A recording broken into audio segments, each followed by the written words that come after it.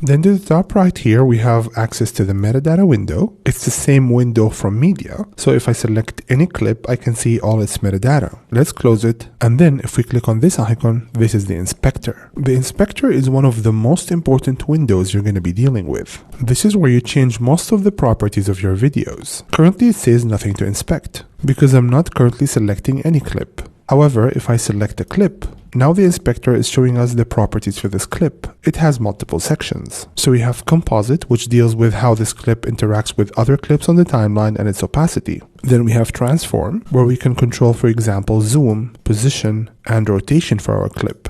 And if we scroll down, we have cropping.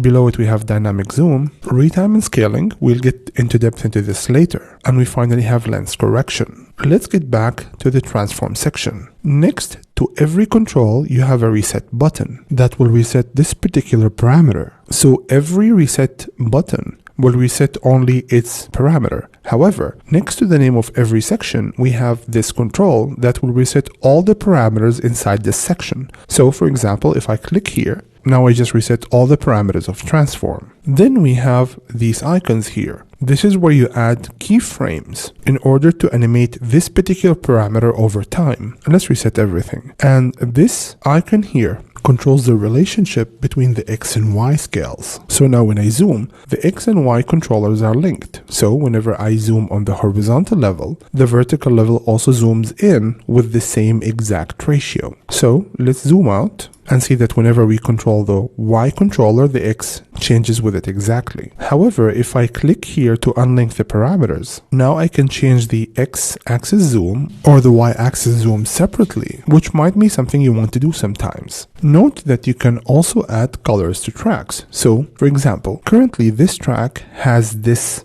color on its header, which means that when I add a clip to this track, the clip's color will change to this particular color. However, I can right click, go to change track color, and for example, change to orange. And now the header of the track just became orange and all the clips on this particular track became orange. Note that once I move the clip to another track, now the clip will take the color of the new track. So the track it was added to, which is blue. So this clip will switch colors based on the color of the track it's on right now until you right click on the clip, go to clip color, and change it to teal, for example. So now this clip just became teal, and because we changed the color of this clip individually, even when I move it to any other track, it will retain its color. Finally, we have these two controllers. So this controller on the top right and this controller on the top left. So if I click on this control, notice what will happen to the timeline. I'll click it. The timeline now is stretched across the screen and I have less space for the media pool or any other window. And this button to the top right, if I click it, notice what will happen to this area. I'll click and I just extended the inspector. So you can expand certain screens in Resolve in order to customize the edit view to your needs.